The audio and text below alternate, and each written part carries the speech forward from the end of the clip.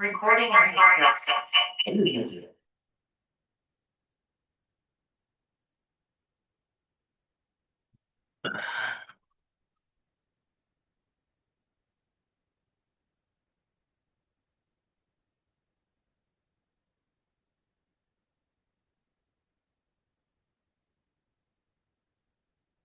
Okay, Christopher's gonna, uh, we've been talking about something that Geshe Nima gave a teaching on last year when he was here, really just a year ago. But it's also basic core from the long rim. Um, I don't know, it would be probably something helpful to know which of y'all have studied the long rim from the beginning and have read and understand the refuge visualization that Brian Herman was going into in some detail a couple of weeks ago. Because I think in a way we've been sort of making the assumption as we open the sessions that people are familiar with that, visualizing the Buddha and the compassion wing of the practices and the wisdom wing of the practices and so forth. But kind of overarching all of this refuge, Christopher and I have been talking today. Interestingly, we both were thinking the exact same thing about how to start today with something that Geshe Nima recommended that we practice, as he put it in the teaching itself, many, many times throughout the day. So has memorized it. Yeah, the version that I've memorized is basically three requests that you make to your gurus. And the version that I memorized came from Pavanka Rinpoche's Liberation in the Palm of Your Hand, but they are the same thoughts. So what you want to do is imagine in the space in front of you all of your teachers. So you're going to imagine the Buddha, imagine, Chenrezig, Manjushri, but also His Holiness the Dalai Lama and any of your gurus that you have, any of your teachers that you feel that you have a strong connection to. And what we're doing, imagine that you are in the midst and surrounded by countless sentient beings who are all seeking a safe direction in life to be happy, to become happy. And so you send out these thoughts to all of the gurus and the teachers, the Buddhas in front of you. I go for refuge. I take a safe direction in the Buddha, Dharma, and Sangha until I am enlightened. May all wrong thoughts which hinder progress on the path to enlightenment cease and not generate further in the mind streams of myself and others. May we easily develop in our mind stream every sort of right thought which helps us progress on the path. May all external and internal hindrances to realizations on the path be completely pacified.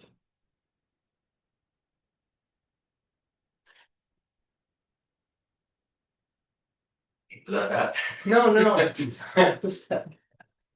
I just was thinking how I want to say it explicitly because I have found it helpful in terms of that particular series of thoughts to point out that it's three distinct requests, which I know you said, but just for me, I like the Tibet system of having the number system where you've got the Four Noble Truths and the Eightfold Path and this 16 aspects of the Four Noble Truths and all these number things, right?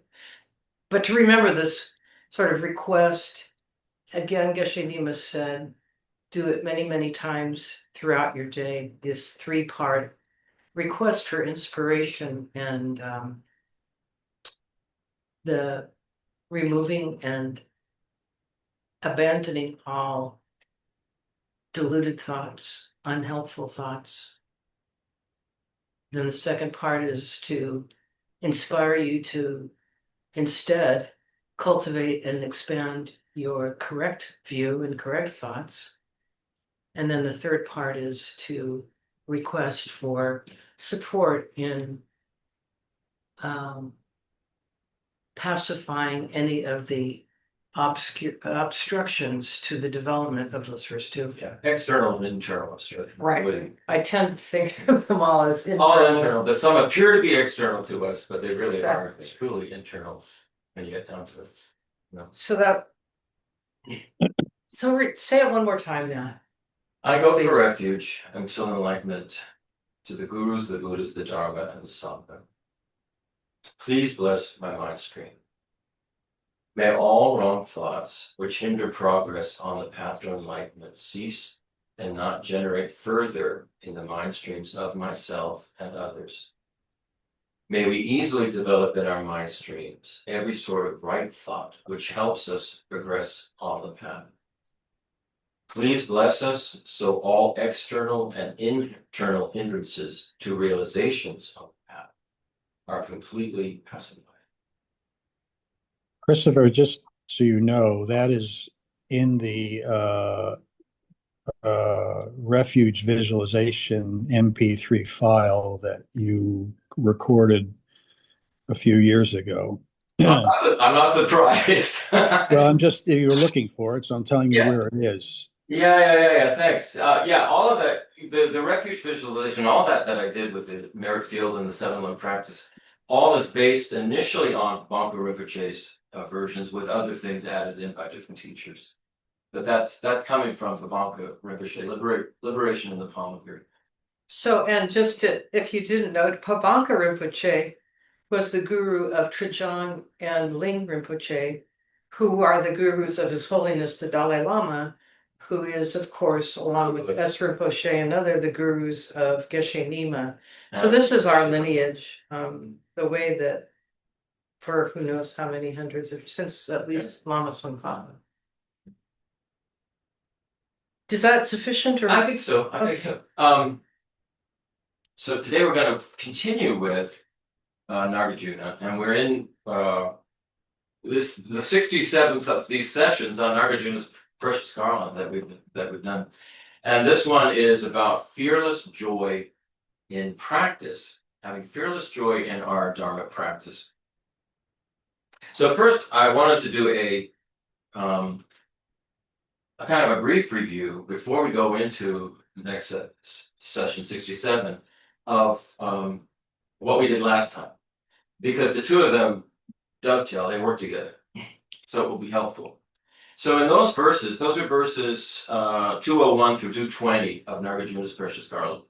And in those verses, Nagarjuna did something very interesting. He described the vast, almost unimaginable collections of merit and wisdom required to attain Buddhahood. And he multiplied merit again and again, tenfold, 100-fold, 1,000-fold, until it sounded cosmic and like it was practically unattainable, like infinitely inconceivable, the amount of merit that would require, merit and wisdom, these two collections that would require for us to attain Buddhahood. So at first look at that, it seems kind of overwhelming and intimidating. But Cancer Jumpa Tekchok makes something really, really clear. He says Nagarjuna is not trying to discourage us. He's trying to remove our discouragement, actually. This is trying to remove our discouragement. The point of those vast numbers is not to make the path feel unreachable to us. It's to expand our own sense of scale, to help us understand how profound compassion is, how profound the compassion and wisdom, those two things, how profound they are, how deep and far-reaching they are. So if even a single pore of a Buddha's body arises from an enormous amount of good, then enlightenment itself must be rooted in an ocean of compassion. That means that every small act of kindness that we perform, when we perform any small act of kindness, we are participating in an immeasurable, vast thing, something that's very immense. Nothing we do with a good-hearted intention is small. Nothing we do with a good heart and intentions is small. Now, this is because, as we've discussed many, many times, everything is interconnected and interdependent. So when we have this good-hearted intention toward anybody, any being, it is vast. It reaches out in an interconnected way, interdependent way to the just the um, vast collection of beings in the universe that we can imagine. Can I just ask a question? Like the thing you said was the thing that caught my attention was the word intention. Yeah, So intention, uh, I guess I'm thinking we live in a very externally stimulated world. We're in bodies, we see things, we tend to always externalize even something like the concept of a intentional motivation of compassion. I think if anyone is listening is like me, we tend to think of the external things we're going to do. And it seems like the intention word is so it sort of gets, if you think about the process we're in is modifying our mind streams, then the most vital aspect or the only vital aspect of that statement in a way is the intention word and how I think in a way you could say that the process of the Dharma is to purify our intention, make it increasingly authentic and increasingly clarified by the wisdom wing. Mhm. And so, I mean, since it came up for me, completely started putting myself out there, being nice to small children or, kissing babies or whatever. But the key thing is you can kiss a baby and not really have any intention, have a fake intention, or, I think it's the honest, the authentic inner, yeah. those But things. Yeah, those things match up. by Right. the same token, and this is, I mean, as many of you know, I've had this occur to me personally. A teacher who I respected, admired very, very much, said "F you" to me, not once, not twice, but 3 times, to the point where I went, this has got to be some teaching. And it was amazingly beneficial. It knocked me sideways, but I got straight again. And so that was extremely helpful from that teaching. I can't really thank her enough, to tell you the truth. Yeah, I mean, So the intention is what matters. The intention is what matters. and again, just to emphasize what we're talking about always with the path to enlightenment is we're not talking about enlightening Covita or Christopher or Don or we're not that person. We're talking about the mind stream itself in its most subtle. So bringing that, that down to the core of the most subtle part of your consciousness, bringing that intention in alignment with, the nature of reality. Yeah. Um, Yeah. and that's, worth, I think, contemplating a bit. Yeah, it's very In the important. context Intention, of man. discussion, yeah. Anyway, let's get this is just the review here, but it's important. So we also saw that all Dharma practice can be gathered into these two great collections of merit and wisdom. Merit includes things like generosity, ethical conduct, patience, compassion, and the way it was put was that merit is love in action. Love in action. May you be happy. That's what love is. And finding ways to help others be happy, putting that into action. That's merit. Wisdom includes understanding emptiness and the nature of reality, independent arising. Seeing that nothing exists independently from its own side. Nothing. I mean, everything is interconnected, interdependent.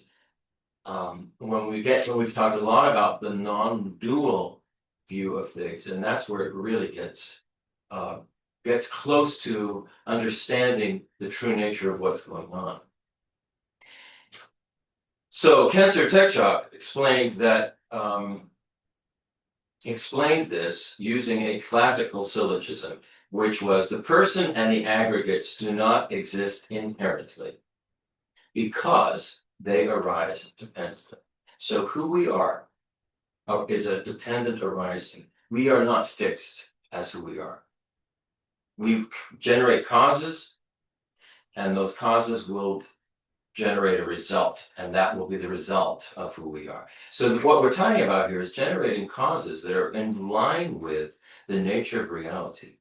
Causes for ourselves, and then causes for everything around us.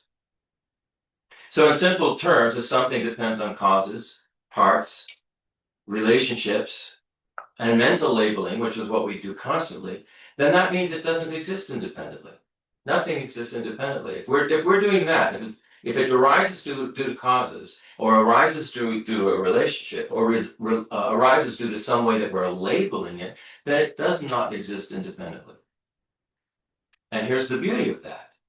When we understand dependent arising, that increases our compassion. That increases our feeling of, may you not suffer. When we understand dependent arising and realize the connection that we have, in ways that it's very difficult for us to even grasp. But when we begin to realize that every thing we put out there is actually something that we're putting into our mental continuum. So if we are wanting, with compassion, wanting to help an ant, that is actually changing our own mental continuum. It's definitely connected, because that's the way things are. So the beauty of that is that this is how it works. And when we understand emptiness, that nothing exists from its own side, nothing exists inherently, it's all due to labeling, relationships, and our own projections, then it reduces our clinging and our grasping to stuff. Thinking, being so needy. We're thinking there's this thing out there that unless I have it, I won't be fulfilled. When in truth, we're the ones projecting all the stuff that it has that we think we need onto it. So that's really something to think about. So when we truly grasp that everything is interconnected and lacks any kind of solid, isolated existence, two things occur or happen naturally within us. We care more and we cling less. The more we do this, and the more we recognize this, the more we're going to care and the less we're going to cling. That is what the union of merit and wisdom does. It's love in action, unified with the nature of reality. And Cancer Tekchok says this single insight contains the entire path to enlightenment. It contains the two truths, the two collections, and ultimately the two Buddha bodies of form body and wisdom body. Now, and those form bodies and wisdom bodies, as some of you know, break off into others, but essentially there's two. Form body and wisdom body of another. Wisdom body refers to the mind, form refers to how they express that to others. So that's how comprehensive this particular teaching is. Then Nagarjuna addressed something that is very human, discouragement, and in particular, our own discouragement. Verse 214 tells us not to feel inadequate, not to think Buddhahood is too far away.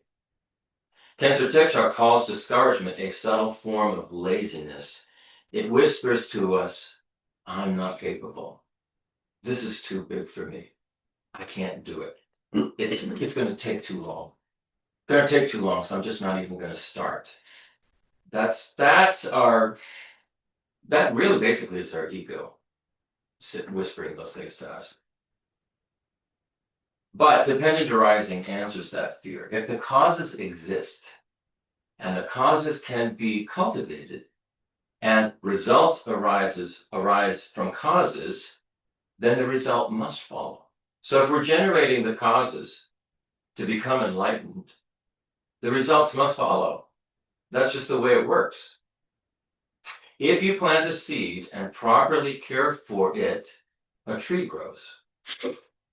If we cultivate bodhicitta and wisdom repeatedly, awakening will arise in us. Discouragement dissolves when we're truly able to trust cause and effect, when we're truly able to trust karma. If we generate the cause for something, we're going to experience the result of it. Well, now we know this when it comes to negative actions or emotions. We can feel it right away when we generate it. We generate some anger and we have like this seething disturbance within us that can last for days. And that's just that's karma in action. We see it all the time. We generate a love and warmth for some being, and right away we feel that in our own heart. I mean, think of how when you sit with a pet, they're easy. Pets are pretty easy, most of them. Say you see a pet like a cat and they're on the bed and they're just looking so great and cuddly and nice and you feel like you want to snuggle up to them, give them a little kiss on the forehead, and you feel great. The cat feels great, you feel great. That is like immediate cause and effect happening. It's with our emotions. We do this all the time. So it's important just to recognize that. So discouragement dissolves when we're truly able to trust cause and effect, karma. Finally, in the last few verses, 219 through 220, Nagarjuna described 4 immeasurable factors. They were immeasurable beings, immeasurable time, immeasurable qualities of enlightenment, and immeasurable virtue. In other words, immeasurable positive traits and behaviors that we can generate and create for the sentient being's sake. Here's the most encouraging part of all of that. The moment we generate bodhicitta, this aspiration to become enlightened for the benefit of others, the moment we generate it, even briefly, we're including all 4 of those immeasurable factors. All 4 of them. Immeasurable beings, immeasurable time, immeasurable qualities of enlightenment, and immeasurable virtue. The instant that we genuinely think, may I attain awakening for the benefit of all beings, then our intention becomes vast. It becomes huge. It's not just an intention for one person or one animal. It's an intention for all beings, which is vast and huge. That one thought connects us to limitless beings across limitless time and limitless lifetimes. That one thought connects us in that way. In our continuum, in our mind, it connects us. That's why Nagarjuna says, limitless Buddhahood is not hard to attain. Not because the task is small, but because the mind generating the causes is so vast. This mind of bodhicitta, the intention to become enlightened for the benefit and happiness of all beings, that's not just planet Earth, that's everywhere. I mean, beyond what we can even imagine now. It's really, really huge. So session 66, the last session, was kind of a turning point in Nagarjuna's precious Garland. At first it sounds like this is going to take countless eons, but through Cancer Jambatengchok's explanation, the message is different. At first it sounds like, it's going to be horrible, but vast causes do not mean some kind of heavy, heavy burden. Our vast intention, like Peter was talking about intention, this vast intention multiplies our range of positive traits and beneficial behaviors effortlessly. Bodhicitta transforms the scale of our vast intention into joy. Without bodhicitta, when we practice, it feels as like we're just doing some kind of, self-development thing, Without bodhicitta, I'm going to meditate, it's going to make me feel calm, it's going to, reduce my afflictive emotions. It's sort of a self-help kind of thing, the way we look at it without bodhicitta, self-improvement. With bodhicitta, our practice becomes our participation in something that is immeasurable, huge, with bodhicitta, it changes the whole thing. It's not just about us anymore. It's about everything. It's huge. And that shift replaces discouragement with confidence. When we really can make that shift, we have a genuine instant of wishing to become enlightened for the benefit of all sentient beings. Then we shift from just me into everything that exists. It's huge. So now, as we move into the next section, we're going to see something even more reassuring. The collections of merit and wisdom don't increase our suffering, they eliminate the causes of suffering. Collecting merit and wisdom eliminate the causes of suffering. So this should give us a feeling of, what this is, fearless joy, as this is entitled. This should give this a feeling moving forward of joy that is fearless as we move into this real work of a bodhisattva. Because nothing we do with a sincere heart is wasted. Every moment of clarity that we have matters. And every wish for another's happiness matters. We're extending ourselves when we do this. So that becomes what we're doing. That's already part of our awakening process. It's not as if awakening is just, one day I'm going to be awakened. That's not how cause and effect works. It's a gradual process. You take these steps, and these steps are the steps to get us to enlightenment. It's part of the process. All right, here we go. Now we're into the new section. Why we don't need to fear the path. So as we go into this section, last time to this time, Nagarjuna's, the way he describes it is this really nice arc to all of it. It goes from vastness, he's talking about vastness, then through that vastness, we develop confidence that we're aligned with the nature of reality. We're confident. And then through that, we become fearless. We know what we're doing is the correct thing, and we're not afraid of it. We're fearless. So it's very philosophically precise, and it's very emotionally encouraging at the same time. And that's how Khyentse Tekchok teaches it. So some of us, including myself, have thought this: if I really commit to the bodhisattva path, won't I suffer more? Won't I suffer more because I'm trying to, relieve the suffering of all other beings? Isn't it going to cause me suffering to do that? If I really dedicate myself to others for countless lifetimes, won't that be exhausting? Isn't this going to hurt in some way? And Nagarjuna's answer is very compassionate and direct. No, it's not. When we practice correctly, the two collections of merit and wisdom actually remove suffering. They remove our suffering, both our physical and mental suffering. They don't increase it. So let's look carefully at this. If this is the case, let's look carefully at it. The two collections, merit and wisdom, eliminate suffering. Here's verse 221, Jeffrey Hopkins. The limitless collection of merit and the limitless collection of wisdom eradicate just quickly physical and mental sufferings. Here's a modern rendering.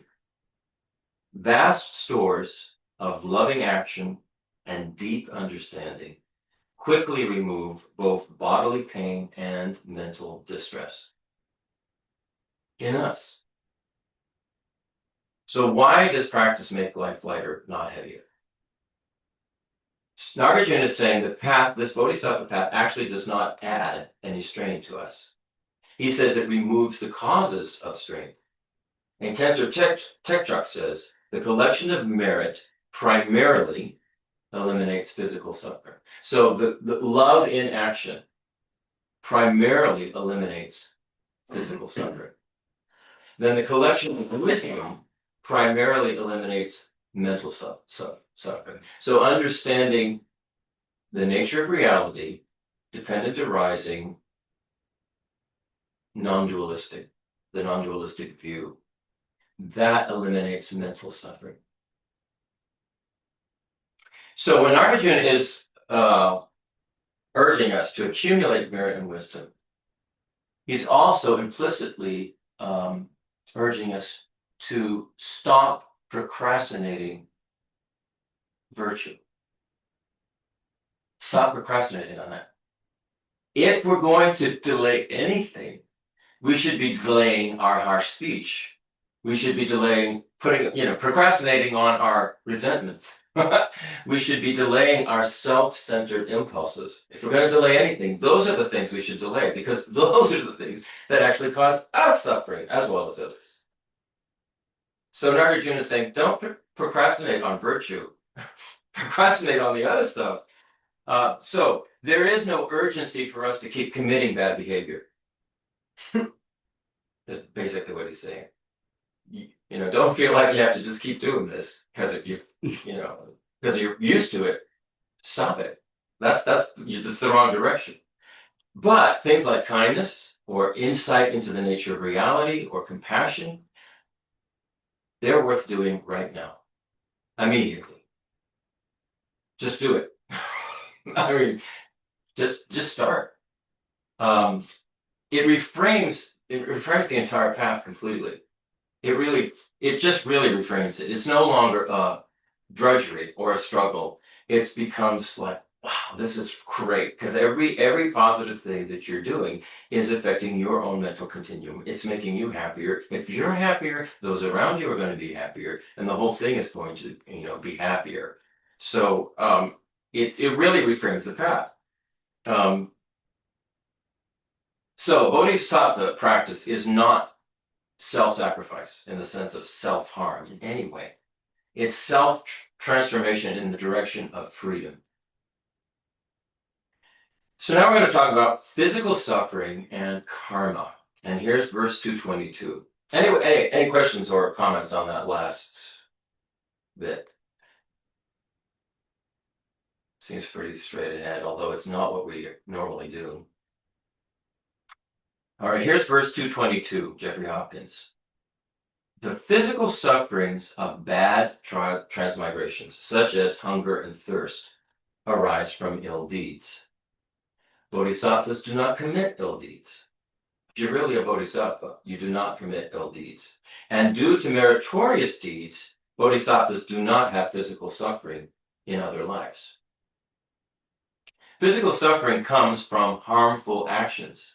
That's the cause of physical suffering. Those who practice virtue avoid those causes and therefore avoid the painful results. This is about cause and effect being empowering. Physical suffering, whether it's in the lower realms or even in this life, there's plenty of it, arises from destructive karma, which is destructive causes and effects. Cause and effect means harmful actions produce painful results. Beneficial actions produce beneficial results. It's pretty simple that way. It can get a lot more complex, but basically, that's it. Cancer Tech Talk reminds us, even if collecting merit requires effort, like completing 500,000 prostrations, which Geshe-Nina is trying to do now, that effort is temporary, doesn't last forever, and it's useful. And it's useful because if you understand what you're doing when you're making prostrations, it's a very positive thing. Think of it's like going to physical therapy when you have an injury. The exercises may feel pretty intense, but they restore strength and they prevent your future pain. So the same way, when we purify our negativity, through doing like the Vajrasattva practices, the seven limb, the Vajrasattva practices that are part of that. When we purify our negativities, we are preventing our future suffering. We're sort of stopping it. We're pulling it out of our mental continuum. We're just cleaning it. So it's not there for us. and accumulating merit, accumulating all of these positive traits and behaviors for the benefit of others, that builds all of the conditions for freedom, freedom from pain, freedom from suffering. Basically, we're talking about the freedom from the suffering of cyclic existence, which is the freedom from ego, self-grasping, and cherishing. That's the thing that's causing all of the problems. The energy we put into virtue now saves us from far greater suffering later. That's not discouraging. That is just really, really hopeful. It's something we can do. It's up to us to turn this around. If we understand what causes bring which effects, why would we continue to generate causes that are going to bring painful effects? It only makes sense to do the opposite. We may not be accustomed to it or used to it or habituated to it at first, which is why it takes some effort. But anything we do that becomes a habit has taken a lot of effort. It's taken a lot of effort. So all we have to do is just recognize that and start putting the effort where we're going to get a real positive return for our effort. And it's not going to benefit just us, but everybody else. So now we're talking about mental suffering and ignorance. And here's verse 223. The mental sufferings of desire, hatred, fear, lust, and so forth arise from obscuration. Through knowing them to be baseless, they just quickly forsake mental suffering. And here's the modern rendering. Emotional turmoil, craving, anger, anxiety comes from ignorance. When we understand that this craving, anger, anxiety, and the whole mix of all of these afflictive emotions are groundless, in other words, they have no independent self-existence of their own. They are dependent arising. Dependent arisings. So all we have to do is generate the causes for the opposite thing. And that will remove that. It's pretty empowering. It doesn't seem it because we can get so down in our afflictive emotions. We can get into these deep, deep depressions that we think we'll never be able to pull ourselves out of. But the help is there, and we can do it. We just really, really have to be motivated to do that. Sort of like how did Lama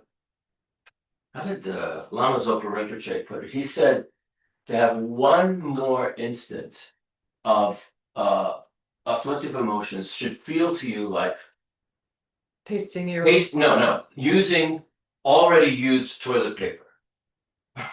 It should be so gross to you. The idea of another, here I go again with my self-grasping, my craving, my anger, my whatever it is. It should give such a horrible feeling to us as if we were using Lama Zopa Rinpoche already used toilet paper. That's the way I put it. It was like, you got it. That's pretty bad. And that's how we should feel about it. We should really have a strong aversion to these afflictive emotions that we carry with us. Because we can change them. We just change the causes. So, why wisdom ends emotional pain? So, obscuration in that last verse is referring to ignorance in two forms.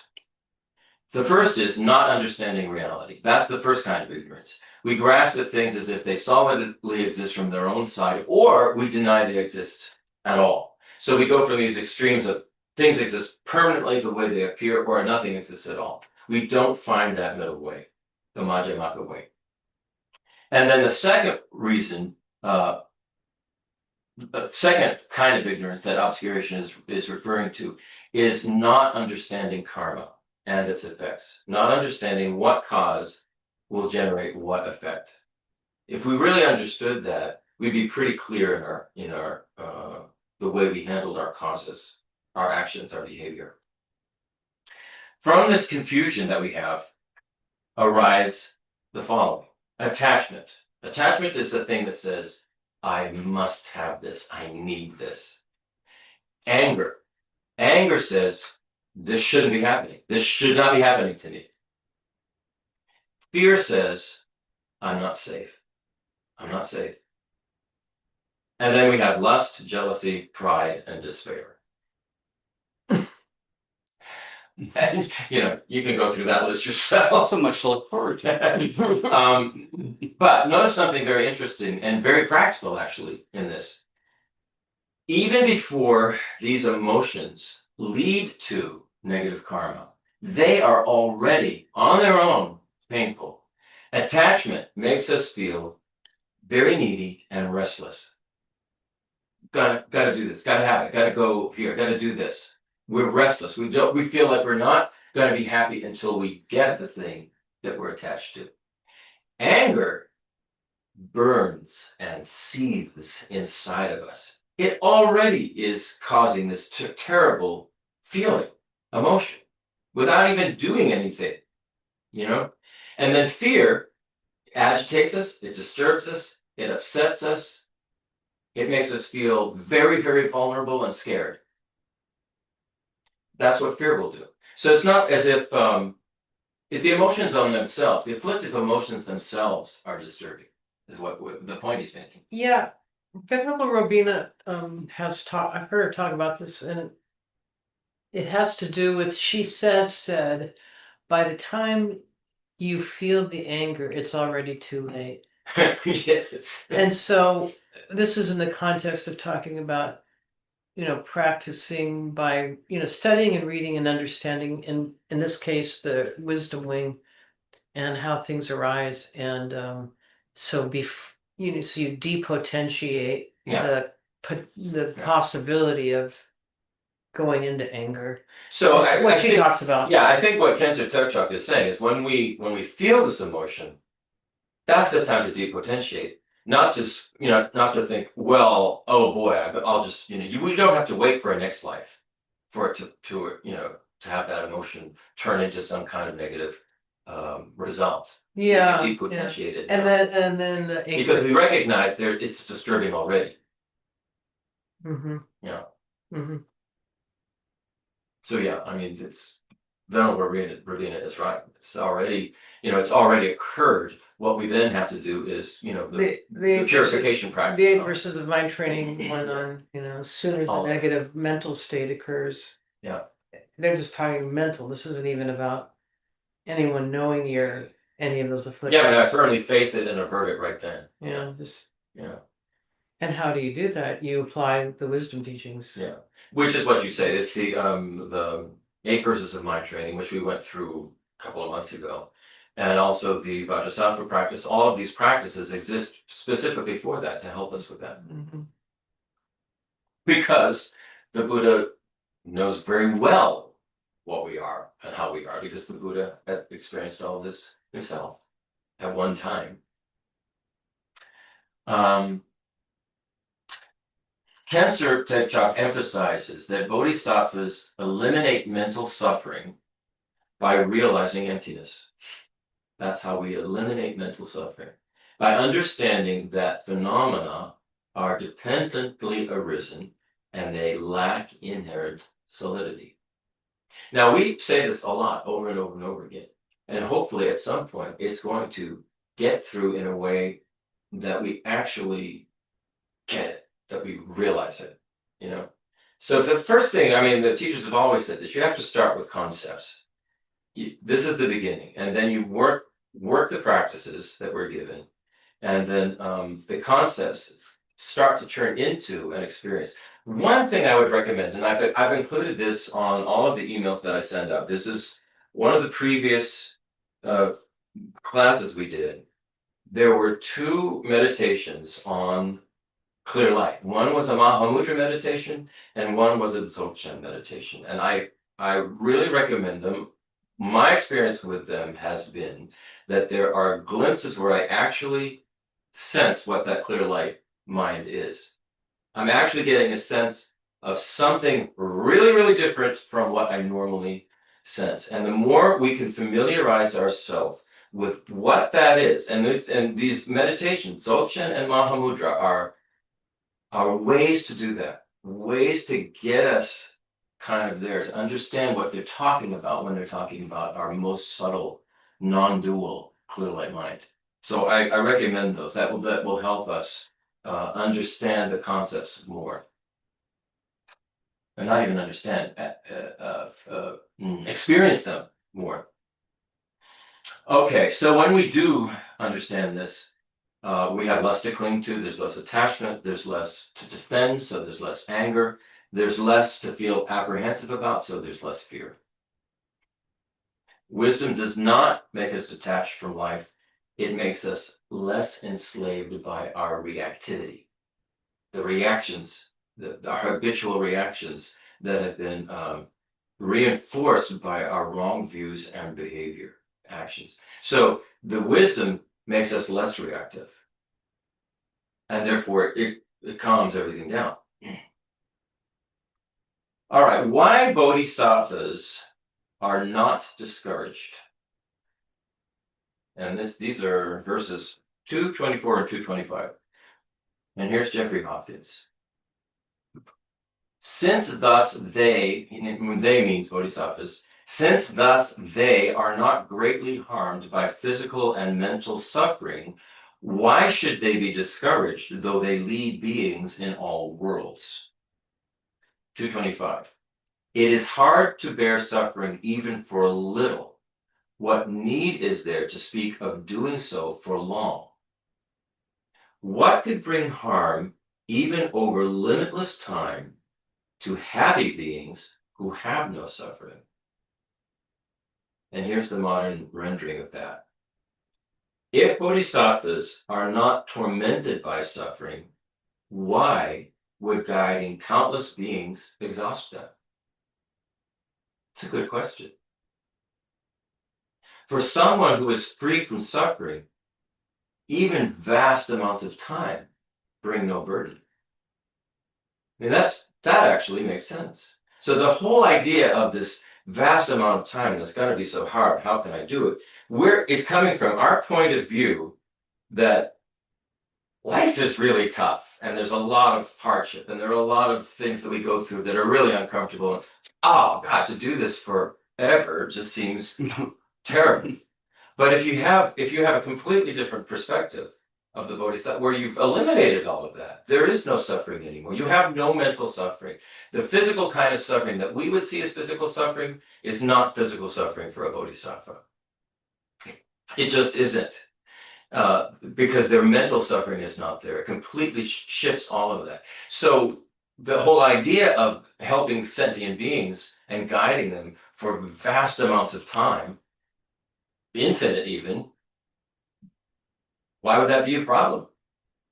Why would that be a problem if you're already happy and not suffering? You're just wanting to help. So that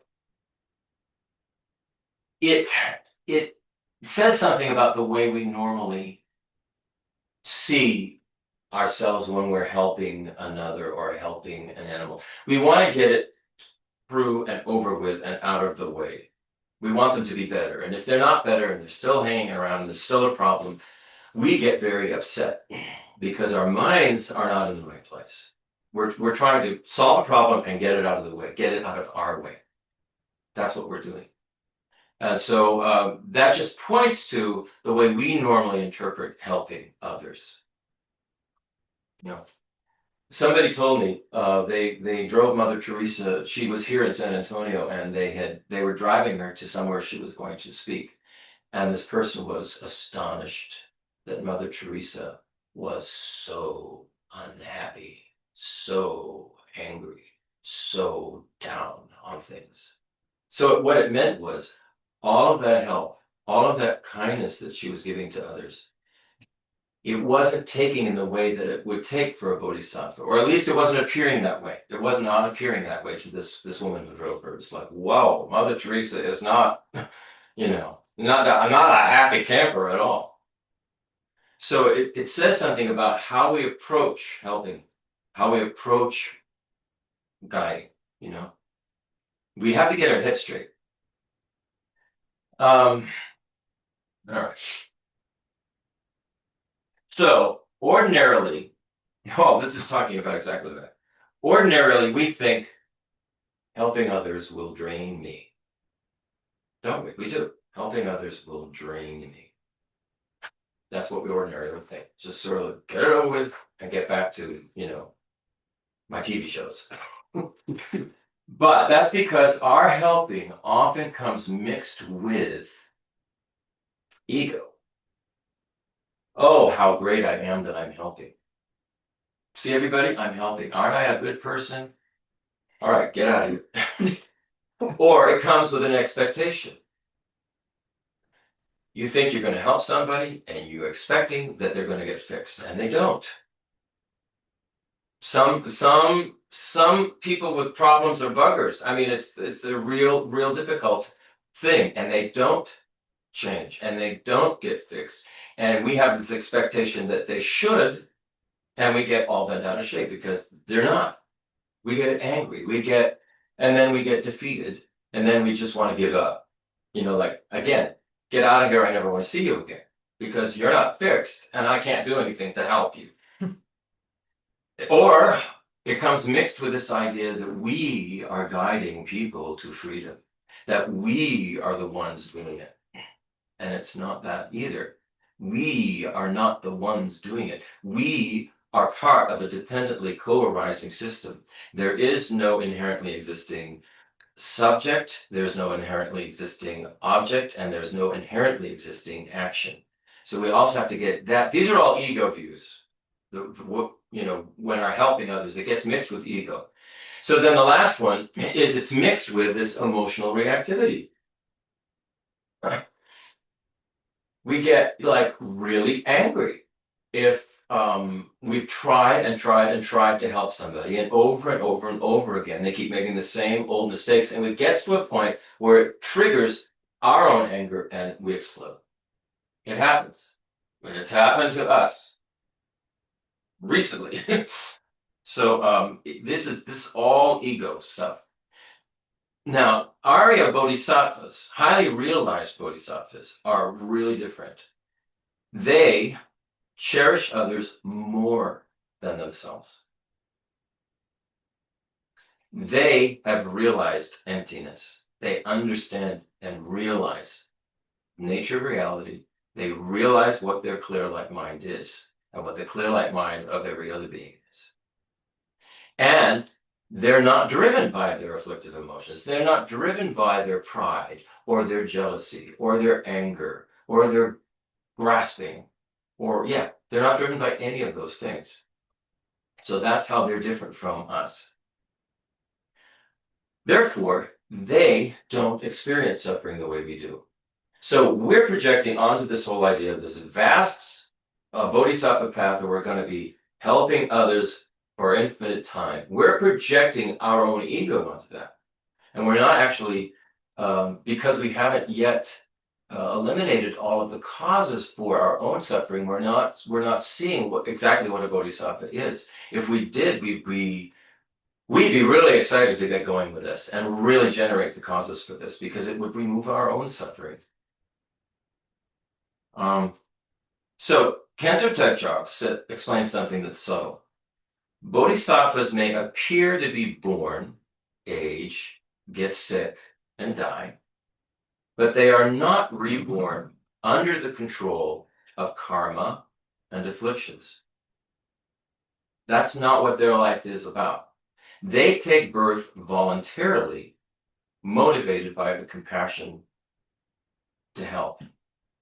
There have been a number of Buddhist teachers, His Holiness the Dalai Lama, Lama Yeshe, Thupten Chodron, Venerable Rabina. They have all said, if the historical Jesus is who they say that person was, then they say that's a bodhisattva. That's what Jesus is a bodhisattva. Willingly going through this, what appears to be this terrible suffering to us, but all for the benefit of others, and not suffering at all in the way we perceive it to be or conceive it to be. And I found that pretty interesting to hear that coming from all of those highly regarded teachers. So that changes everything. So it's like, the example here is imagine choosing to run a marathon for a cause that you deeply believe in. So yeah, there's a lot of physical strain in that marathon, but the meaning of what you're doing transforms that whole experience. It keeps you going. It gives you the momentum, the energy, the motivation. And so you're not suffering in the same way and willing to give up. You know, that's kind of like what it is, but multiplied by infinite compassion. Infinite compassion. So we're talking about compassion that actually stays here in the world, stays in this world, is not running away from this world, but staying in the world. And here's verse 226. They, bodhisattvas, have no physical suffering. How could they have mental suffering? Through their compassion, they feel pain for the world and so stay in it long. And the modern rendering is, though free from personal suffering, bodhisattvas feel the suffering of the world through their compassion. And because of that, they remain. Because of that, they keep coming back. So this is there's a difference between despair and compassion. Bodhisattvas feel sorrow when they see suffering, but it's not despair. It's not like, I give up, I can't deal with it. It's the way we do sometimes. And it's not hopelessness, and it's not depression. It's none of those things. The bodhisattva it's not despair, it's not hopelessness, it's not depression that they're feeling. They know that suffering arises from causes. They know that the causes can be removed. And that knowledge prevents their emotional collapse. There is no emotional collapse because they've had a direct realization of the nature of what reality is, a direct experience of it, and that never changes. Once you have experienced that, they say, that's it. There's no going back. You understand what's going on. And all you really want to do is help. Their compassion keeps them in the world, not because they're stuck, but because they choose to remain for others. Cancer reminds us of the long path that's described in the perfection paramita vehicle. So if you remember the six we call them six perfections: generosity, discipline, faith, and that's called the paramitayana, the paramita vehicle, the vehicle of the perfections. Now, there aren't just six. As you move forward and get further along the path, there are actually 10. There are 10 paramitas, but we're basically dealing with six right now. And they say that the paramita vehicle, the paramitayana, can take countless great eons. Again, that can sound really intimidating to us from our point of view. But in the Tantra vehicle, there's a Tantra vehicle that's also available, to qualified students from qualified teachers. And there are powerful methods in the Tantra vehicle to very quickly unite merit and wisdom, to unite your loving action with your understanding of the nature of reality. Tantra is the quick path, but it requires some understandings beforehand. Otherwise it can really be misunderstood, Tantra. So the deeper message is there are skillful means, there are methods, there is a path we can take. And there is nothing about any of that is random or hopeless. So the next thing is for us to not think awakening is too far, or too far off, or too far away. Here's verse 227. Hence, do not feel inadequate, thinking Buddhahood is so far away. Always strive at these collections, merit and wisdom, to remove defects and attain good qualities. And the modern rendering is, don't think enlightenment is too distant from me. Keep cultivating merit and wisdom step by step. That's what Nagarjuna is telling us to do. Start right where we are. We're it. This is how you do it. Right where we are. There's nothing to wait for. There is no reason to wait. This is how you do it. right where we're at now. So,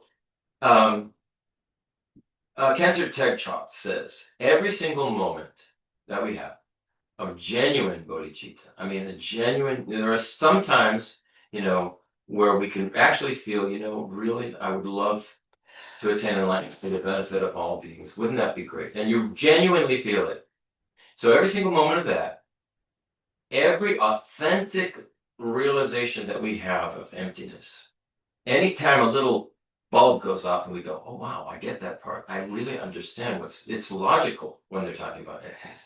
So anytime we have anything like that, Cancer Tech Chalk is saying that creates inconceivable merit and wisdom. Inconceivable because it's so vast. It's our mind is going in a direction that is completely the opposite of just me, mine, me, I need, mine, me.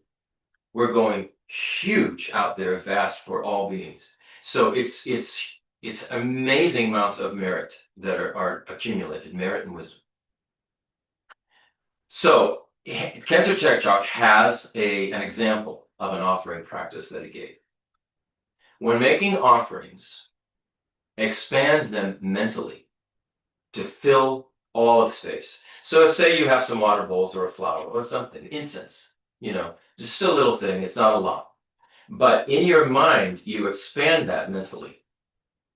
You expand your intention of what that offering is about for all sentient beings in every realm. You expand it to vast, all space, all time. So you make it huge in your mind. So he says, imagine offering to limitless Buddhas and Bodhisattvas. So you picture around you or in front of you, limitless Buddhas, limitless Bodhisattvas. You can't see them, but you imagine and feel that they're there. And so you're making that offering in their presence and offering it to them. So then he says, and this is what I talked about before, what do they call this? The three, the giver, it has a name. Yeah. See the giver, you see yourself, the giver, see the gift, and see the recipient as being dependently arisen and empty of any kind of inherent existence. So it's not like this gift that I'm giving is coming from me. The gift that I'm giving is coming from all the causes and conditions and teachers that I've had and everything that has contributed to this moment, present moment of my experience of being, and I'm giving this all freely. And so the gift itself is just a dependent arising. And the ones receiving it have all, they're not inherently, they weren't always Buddhists. They weren't always Bodhisattvas. They are a result of dependent arisings. So he says to think of all of your offerings that way and think of it in a huge, vast way. So he says, by offering in this way, in just a few minutes, we can accumulate vast merit and wisdom. It's how we think about it, how we frame it. If we just frame it as, oh my God, I have to fill the water bowls. What a task. Oh, I have to light the candles. You change your mind about it. You change your mind about it. So that's really, really empowering. That little, thing that he gave is very empowering. So now we're going to talk about, I think we'll be done. Maybe. Maybe. Maybe. All right. Now we're going to talk about the three poisons and their antidotes. And this is about abandoning the roots of non-virtue. And of course, the three poisons are attachment, ignorance. What's the other one? Anger. Aversion. Aversion. Yeah. Okay. Yes, exactly.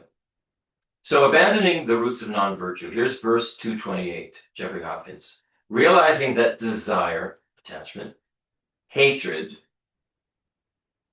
and obscuration, that's ignorance, are defects. Realizing that desire, hatred, and obscuration are defects, forsake them completely. Realizing that non-desire, non-hatred, and non-obscuration are good qualities, inculcate them with vigor. Here's a modern rendering. See clearly that craving, anger, and confusion harm you. Let go of them. Cultivate balance, love, and wisdom with energy. Put energy into cultivating balance, love, and wisdom. So the 3 poisons are anger, attachment, and ignorance. The 3 roots of virtue are non-attachment, which is an inner balance. You know, you're not always looking for something that you need to make you feel whole and balanced. Non-attachment is inner balance. Non-anger. Non-anger is love. Non-anger is love. And non-ignorance, that's wisdom. So non-attachment doesn't mean cold indifference. Non-attachment is freedom from clinging, freedom from neediness. Non-anger is not passivity. It's active goodwill. It's active love in action, non-anger. Non-ignorance is not having more information. That's not non-ignorance. Non-ignorance means seeing reality clearly. Seeing reality for what it is as it is clearly. And when we cultivate these 3, the benefits are immediate. Non-attachment leads to more peace. Non-anger will lead to better relationships. Non-ignorance will lead to clearer decisions. Oh my God, wouldn't that be great if we could have all of that? Better relationships, clearer decisions, more peace. I mean, isn't that what we want? And there are causes for that. And we just need to get rid of the ones we've been, generating and start generating these causes. And they're saying, and do this with energy, do this with joy, do this with vigor. All right, long term, the effects of this are better rebirths, liberation, and awakening. So better rebirths in samsara, then liberation from samsara, liberation from the suffering of samsara, basically, and then awakening, enlightenment. Enlightenment for the benefit of all beings. Now we're going to talk about where the poisons lead us. 3 guesses. Do we really need to talk? Don't we already know? Isn't that what we're already? I'm pretty poisonous. Okay, here's verse 2. Wait, it's Nagarjuna. We're going to do it. Like we had to talk about all the stuff a couple of sessions ago. It's like, okay, I'm going to do it. All right, through desire. Here's the verse 229. Through desire, one goes into a hungry ghost transmigration. Through hatred, one is impelled into a hell.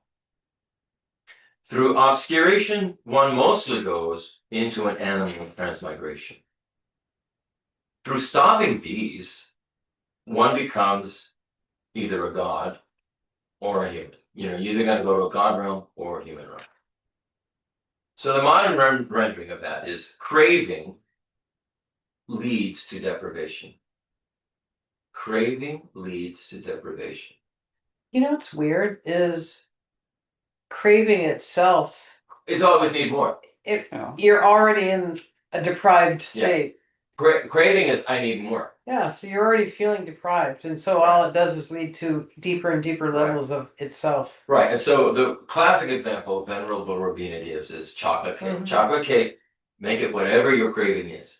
And so that chocolate cake looks so delicious and so wonderful and so I'm craving it. So you have 1 piece. You go, Yeah, but that wasn't enough. I mean, And you get more and more and more. And finally, you get sick and throw up. I was thinking of someone I know who keeps cats, and they keep collecting cats. And, Oh, golly. Yes. I don't know if she still is, because I haven't seen her in a while, but Yeah. Yeah. and it is kind of it's kind of a weird. And it doesn't generate anything good, actually. I mean, craving leads to deprivation. Is that more of a base desire or Attached, it's. It's any kind of just kind of Attachment. just Crave, attachment. anything you It's crave. when you, Oh, yeah, you know, anything you crave. Somebody who's obsessed with, we had, our next door neighbor used to collect dolls. Oh my, And like she would be up all night on QVC buying dolls. it was all Barbie. She had glass cases She had a glass case with full of Barbies Barbie dolls. in them, and you go. But you can, look at, you can just go look in your closet and figure out what your Oh, particular yeah, the thing is. collection of clothes, right? Anyway, going on. So craving leads to deprivation, hatred to torment, ignorance to dullness. When these are restrained, higher states of existence become possible. So now we're talking about karma as psychology and cosmology. Cancer Jampa Tekchak explains different presentations of karma ripening. One perspective links realms to dominant afflictions. So attachment would lead to the hungry ghost realm, which is a realm of insatiable craving. It's just nothing but craving, and they're never ever satisfied. That's what the hungry ghost realm is about. The hatred leads to hell realm. It leads to intense pain and intense hostility. So it's like this battling all the time and being attacked all the time, and battling and being attacked, and then you reassemble and you battle and attack more. That's when hatred gets to be the dominant afflictive emotion one has, and nothing else but that, that's where that will lead. Ignorance leads to an animal realm, some kind of an animal realm. So it has to do with a limited kind of awareness, not the kind of brain or mind that a human being can have. It's a more limited awareness, and that's where ignorance will lead you to. And even in this life, we can see the psychological parallels to these realms. When we're consumed by craving, we feel like hungry ghosts. We feel insatiable. I mean, it can be as simple as, I don't know, I'm going to watch an episode of some favorite whatever mini All series. creatures great. All creatures great and small, and then we crave the next, and it's not there, and we get really upset, we get insatiable, and then we do everything we can to get the next episode. And then all the episodes come, and then we watch them one after another the whole night, right? And then we go, yeah, and then a couple of days later, let's do it again. Yeah, so that's this insatiable craving, right? So we feel like hungry ghosts when we have that craving. When we're enraged, we are living in our own little private hell. That's it. When we are so angry, nothing else, our mind is like, we're totally focused on this anger, and we're in our own little private hell, is what we're in.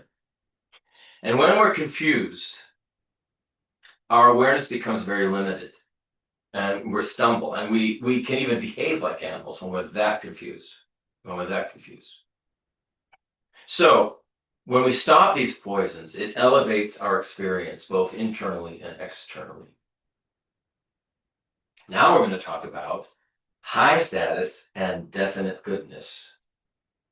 This is one of the themes of Precious Garland. This is verse 230. Eliminating defects and acquiring good qualities are the practices of those seeking high status. Thoroughly extinguishing conceptions through consciousness of reality is the practice of those seeking definite goodness. Here's the modern. Read that again. I'm going to read the modern rhetoric. Okay, well, It's easier, okay? Removing harmful tendencies and building virtue leads to fortunate rebirth. Realizing the nature of reality and extinguishing grasping leads to liberation. thanks. That's what it was saying. That's why we have modern rhetoric. All right, so we're talking about two aims: higher status and definite goodness, and one path. Two aims and one path. So high status refers to fortunate rebirths. That's what high status is. So that would mean within the samsaric realm, you're going to be either a human or you'll be in the God realm. But the most preferable one is the human, because we have enough mix of suffering and leisure that we can start doing something about it. The God realms is everything's too good and they just blow all their good karma and wind up going down to a lower realm. So that's high status. Definite goodness refers to liberation from the suffering of samsara and full awakening of enlightenment. That's what definite goodness refers to. So high status, fortunate rebirths, definite goodness is liberation and full awakening. Ethical conduct and virtue, that leads to high status. That leads to the fortunate rebirths. Ethical conduct and virtue. So that's the merit part. That leads to higher rebirths. Could you summarize like virtue? Virtue is those practices and traits that we have that are beneficial, that help others, that do not cause harm but cause benefit. That's virtue. You know, it's just behavior and traits that are beneficial and good and helpful. That's virtue. Rather than ones that are the opposite of that, you know, that's non-virtue. So Here's a weird question. This goes back to the topic of intention.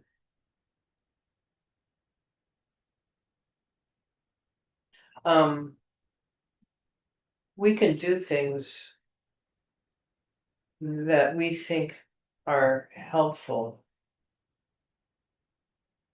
but in the appearing external result, if you will, can be a flop. yeah.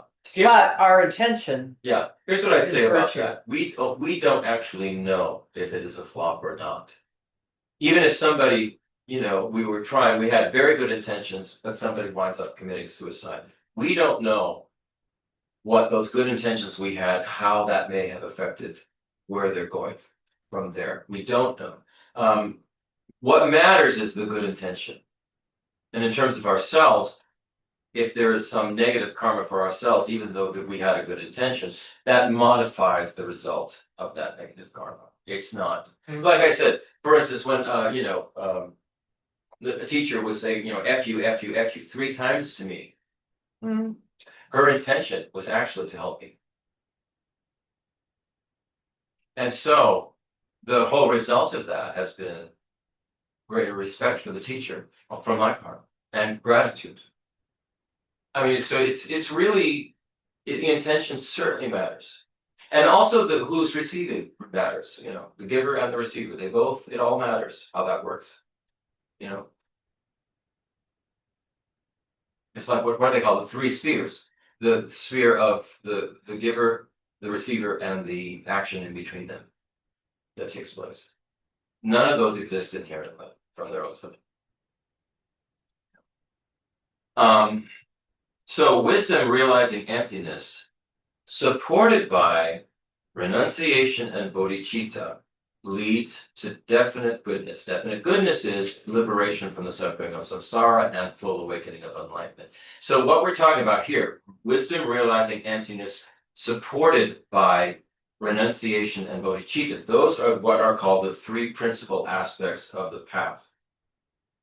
Renunciation, bodhichitta, and wisdom. So renunciation is,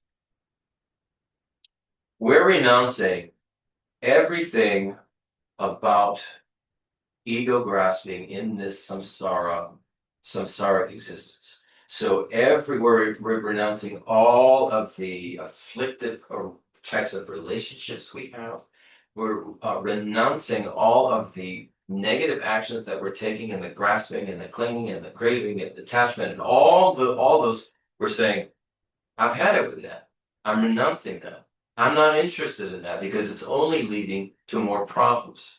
So we're renouncing, basically they say you're renouncing the samsaric existence, you know, or being part of that, you know, being swept up in it. You're renouncing that.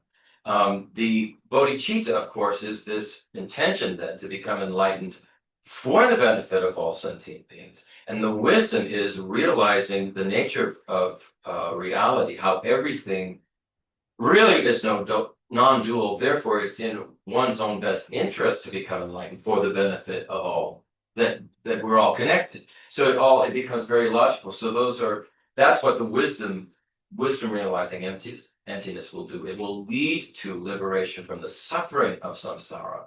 Not necessarily, it doesn't mean you're not going to come back into this world to be a benefit, but you won't suffer when you come back. You'll just be a benefit. There's a big, big, big difference. And then it will lead also to full awakening of enlightenment. So that's what that's talking about. So when virtue is conjoined with bodhicitta, when this love in action is conjoined with bodhicitta, it becomes the collection of merit. And when love in action, the virtue, is joined with wisdom, it also becomes the collection of wisdom. So the two collections are, virtue is a big part, virtue and bodhicitta, and virtue and wisdom. So the key there is the union of merit and wisdom, the union of they say the wisdom wing and the compassion wing, right? The two birds need wings. It's the union of that. So here is the final encouragement. Yeah. We do not need to fear the bodhisattva path. Merit reduces our physical suffering. Wisdom reduces our mental suffering. Compassion transforms our effort into joy, joyous effort. The path is vast, but it is also workable. The universe is infinite, but it's also workable. The real danger is not that awakening is too far away.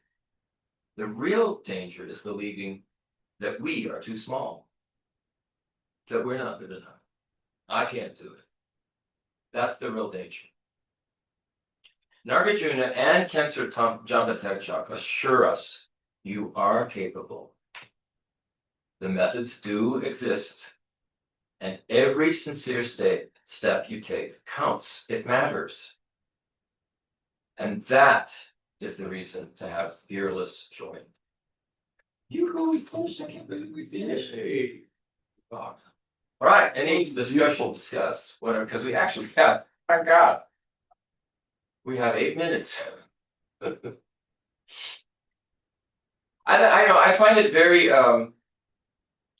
encouraging, These particular parts of the text are very, very encouraging. It doesn't mean it's going to happen overnight. We're still going to have our habits. We're still going to engage in our bad habits. But we have good habits, and we can develop those good habits, and we can minimize the bad ones, or try and transform them. Try and fold the whole Dharma path into it, and learn something from those bad habits. I have a question. A bodhisattva in training, let's say, and you're either just being kind or generous, and you see suffering, whether it's emotional or whether it's physical. Does a bodhisattva cry and get overwhelmed? And I'm saying overwhelmed in that, no, they're feeling that person's, Yes, yes. empathy. There's empathy and sympathy. Yes. And of course. Oh my God, and His I'm Holiness just cries. curious.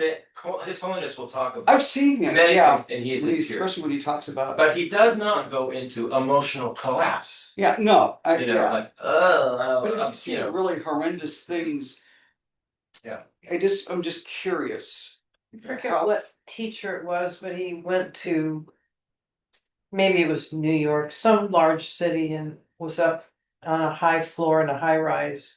And the student that wrote this said that he walked over to the window and looked out at the city and just thought about all the humanity, and tears were streaming down his face because he was just aware of the suffering of. Yeah, I'm just thinking of that and joy at the same time. Well, the beauty of that is to feel so connected. Yeah. To feel that connected is that's what love is about. It's wonderful. And so Yeah. Of course, there can be tears, but then the Bodhisattva says, what can I do about it now? What am I Yeah. going to do? So you sort of pick yourself up. I mean, you don't go into a, you know, bottomless pit. Yeah. That will not happen. Yeah, Yeah. yeah. Rather than becoming jaded, Yeah. Right. you know. Yeah, thank you. Or just, you know, just hunker down into more selfishness. You know. All right, well, it's Okay, enough of this.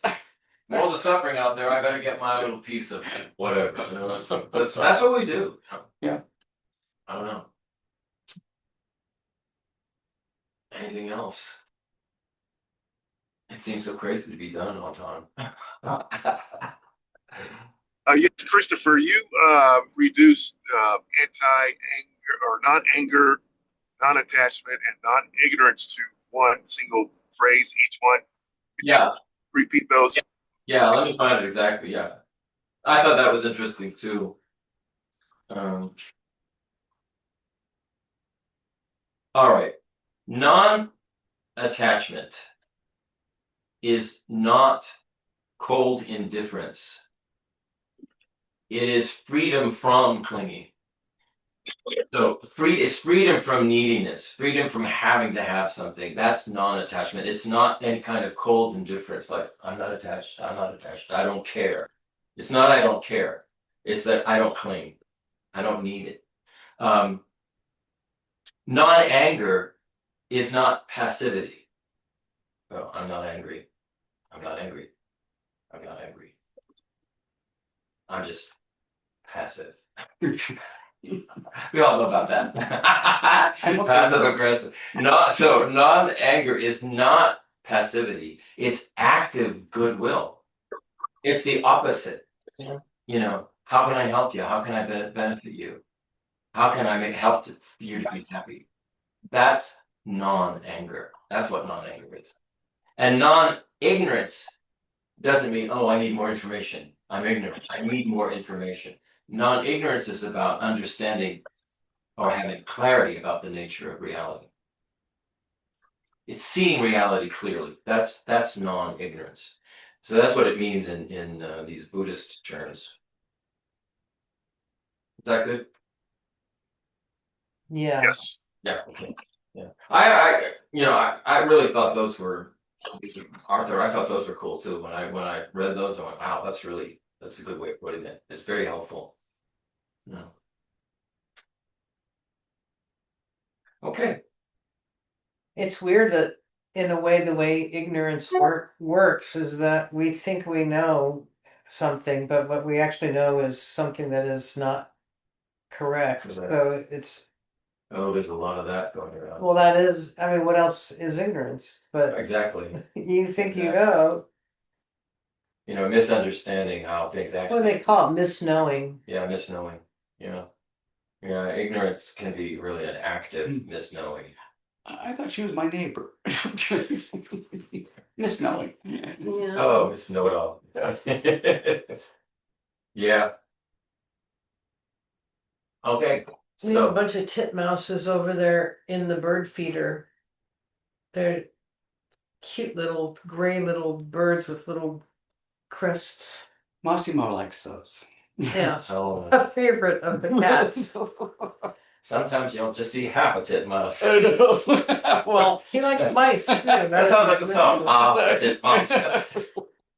Okay, I see half a meditation rat. first. Well, Due to the spirit of listening to these teachings and thinking about them and taking time to do this, may we soon attain the enlightened state of Guru Buddha, that we may liberate all sentient beings from suffering. Chang chup sen chopin poche ma kien panam kien kurchi kien panyam pame payam gong ne gong du pel war sho.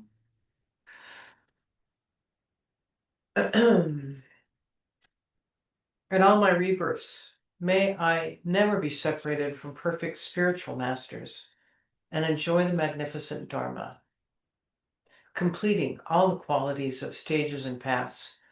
May I quickly achieve the state of Vajradhara.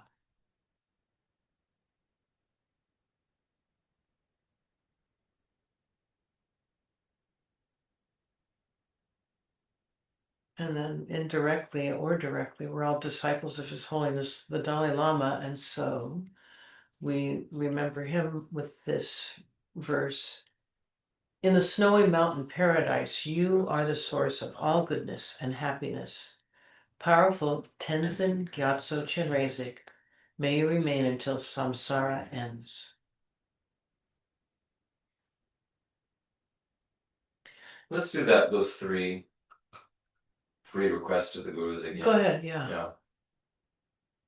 We take safe direction in the gurus, the Buddhas, the Dharma, and the Sangha. Can you speak up? In the gurus, the Buddha, the Dharma, and the Sangha, we take safe direction.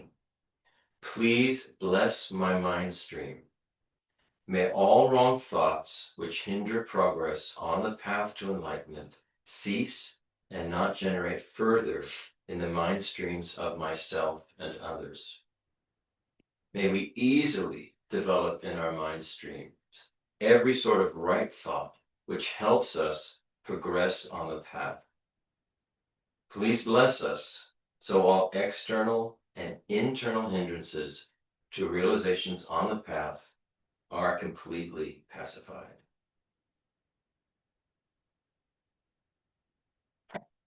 Okay, I guess that's it. Thank you, everybody. Thanks, gang. Thank you. Bye-bye. Okay, Thanks, everybody. see you next time. May the force be with y'all. Yes, the force be with y'all.